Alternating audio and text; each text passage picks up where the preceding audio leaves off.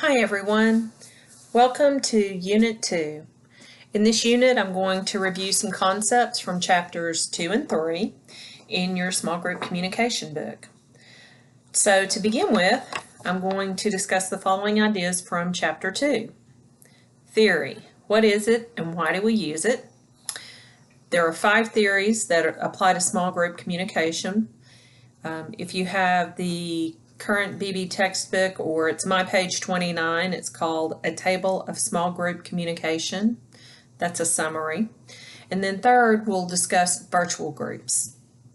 From chapter 3, I'll broadly discuss why we join groups, including a look at the mutuality of concern.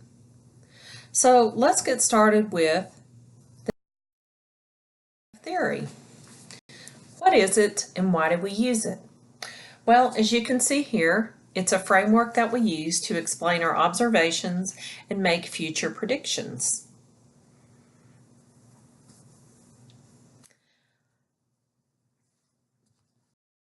We use theories every day.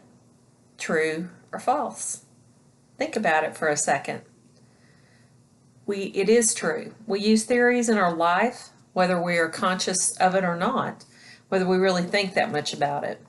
Let's see how. So think about how you learn new procedures at work.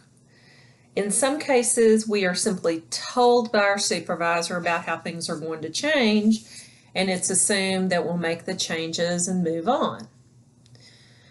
Sometimes we conclude that the change in procedure is due to outside forces affecting the organization, or sometimes we might think that there's a supervisor, a manager, a higher up who wants to change procedures. But how do we know? We make these assumptions, but how do we know? Well, we can seek out information to confirm our conclusion, or by seeking out information, we add new information to it. We're working on a theory. In the social sciences, in which the field of communication belongs, the goals of theory are used to explain, understand, predict, and encourage social change. So in the social sciences, working with people and relationships, we have theories to explain a phenomena, to understand what it means, and then to predict future behavior, and then to help bring about social change. Because really, what good is a theory in social science when you're talking about individuals if it's not to bring about some kind of change?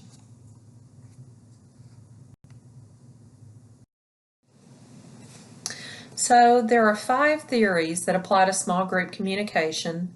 Again, this is on my page 29, but I know some of you guys are working from slightly different editions of the textbook. The table's called A Model of Small Group Communication. So there are 5 theories here. The first one is systems theory. And systems theory, if you've taken organizational communication, you'll recognize this one because it talks about how all the parts equal a whole and how they all work together interdependently. So think of a system in which all parts depend on one another. For example, an organization, or the example that's used in the book of a human body. Everything works together in concert. A change in one part of the system affects change in other parts of the system. And the same thing can be applied to cohesive functioning groups or groups that run well. You can also say the same thing about groups that become dysfunctional. Maybe part of the process doesn't work anymore and it's become dysfunctional.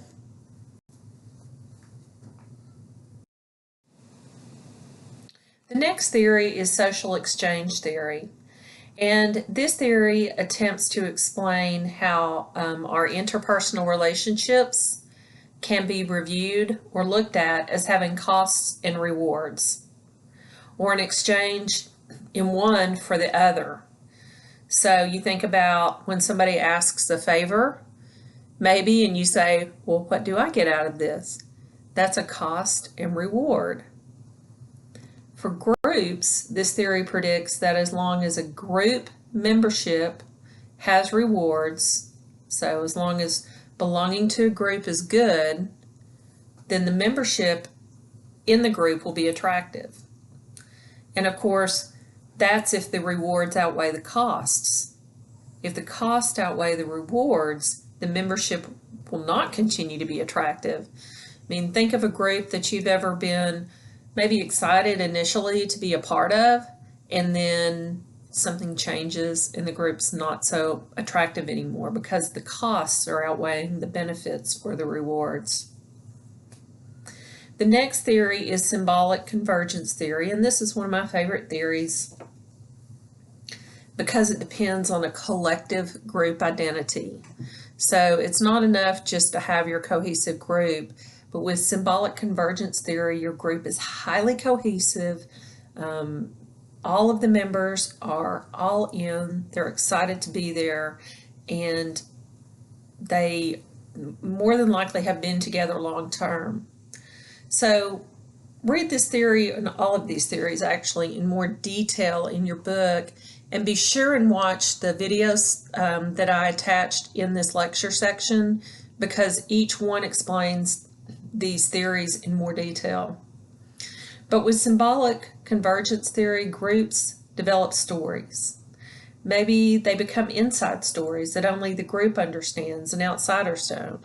So if you think about maybe a cohesive athletic team, and you have those winning stories, you have the, of when you won the game, you have the stories of when things didn't go quite so well. And it becomes like an inside story for the group, and only the members of the group understand the story. You can also have this in your interpersonal relationships between friends. You've got those inside stories.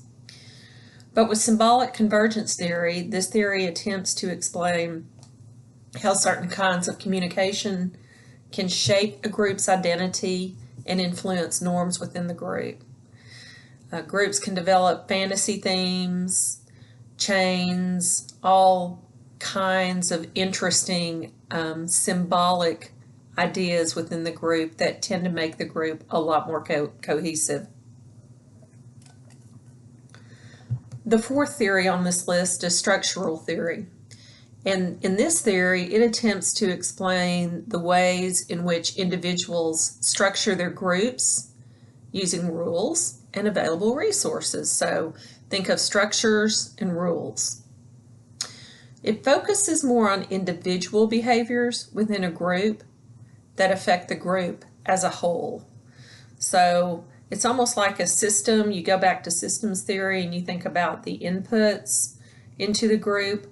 Well, with structural theory, the input would be the individual behaviors that affect the functioning or the whole group.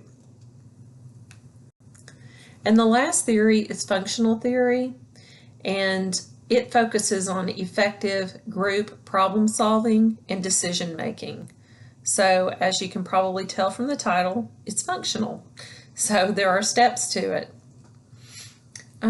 Also look at the list of variables that go into making up small group communication.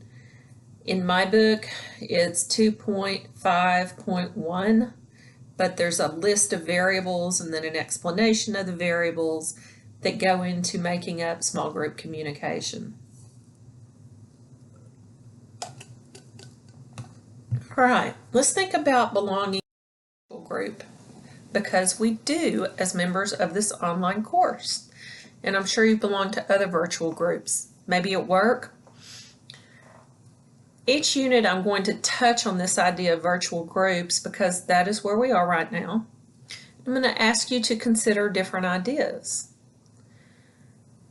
So as you communicate with your fellow students and with me about projects, discussion boards, and everything else in our online class, think about the how of how you are communicating in the absence of verbal communication. Are you going further in explaining yourself? Do you use emoticons like me, as you notice if you've emailed me or you've seen a post on the discussion boards, I usually use emoticons. Do you ask for confirmation from the other person that your message is being understood? We don't have to do that so much in face-to-face because we can read nonverbals and we can listen to, nonverbals, including facial expressions, tone, the way the person's standing, your eyes, all of that. But of course, in an asynchronous environment, such as the one we're in, where communication doesn't take place at the same time, you might ask for confirmation that a message is being understood. So I just encourage you to think about the ways in which you adapt your communication behavior to this virtual environment and in your other online courses. All right, let's move on to Chapter 3, which is Facilitating Group Development. And you see the subtitle, Why Do We Join Groups? Maybe we should emphasize that as, why do we join groups, right? So there are several reasons, or 5 broad reasons, that we join groups. Interpersonal needs, individual goals, group goals, interpersonal attraction, and group attraction. So for interpersonal needs, you can simply think about what you need. Maybe you need a group of like-minded people. Maybe it's a group where you guys like the same thing, like gaming, or some kind of sports or outdoor activities. So it's for an interpersonal need to fulfill those friendship needs. Maybe it's about individual goals. You join a group so you can learn a certain skill. Or maybe it's about the group goals. The group looks really attractive to you and you want to be part of that group.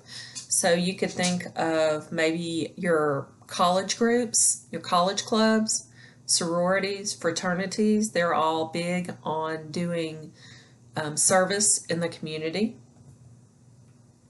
Maybe it's interpersonal attraction that draws you to a group.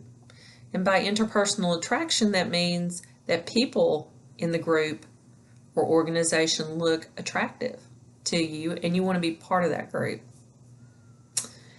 Or just group attraction. So the group as a whole looks good, and that kind of goes back to the group goals there. The group, maybe it would look good on your resume to be part of that group and to volunteer or to pay to be part of that group. I want to focus a little bit more on mutuality of concern. With mutuality of concern, when we join a group, we assume that others in the group share our commitment to the group, its goals, or its tasks. Is that always the case, though? Unfortunately, it's not. As you know from working in your online groups, maybe you have a real go-getter in your group, and maybe there's a person in your group who doesn't even respond. So you wonder, do we have a mutual concern for being in this group together?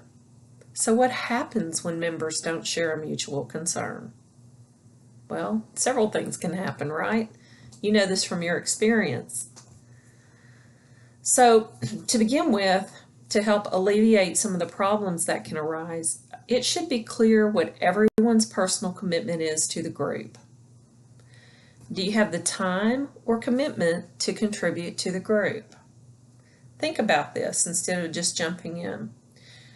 And these are groups, of course, that you have a choice in joining. Sorry, you don't have a choice in the groups, for the groups in this course. But if you have a choice, do you have the time or commitment to contribute to the group? If not, you might rethink your desire to belong. Because do you have constraints on your time? If so, explain this to your group. Be open and honest. Another thing to think about is, how are conflicts managed when mutual concern isn't met? Through negotiation, compromise, or other means? Think about the conflict contracts that I had you guys work out in your group. They directly connect to this idea of mutuality of concern, or just simply mutual concern. All right, take the time to read the rest of the chapter. Complete case study 1 for this unit. How do you manage, it's titled, How Do You Manage Conflicting Needs and Goals? I'm going to copy the case study from the book and include questions with it. If you have the updated 11th edition textbook like I do, you can find it on page 43 or in Unit 2 under case study number 1. So today we've reviewed theories of small group development, virtual groups, and the reasons why individuals join groups, and mutuality of concern. And as a reminder, before you leave the unit, watch the additional videos in the lecture note tab. None of them are more than 4 or 5 minutes in length. They're very short. They give a nice overview of each theory. 3 of the videos are interviews that have leading communication scholars explaining the theory, so they're worth watching, taking a few minutes to watch. All right, well, that is where I conclude, and I will see you guys online. Take care.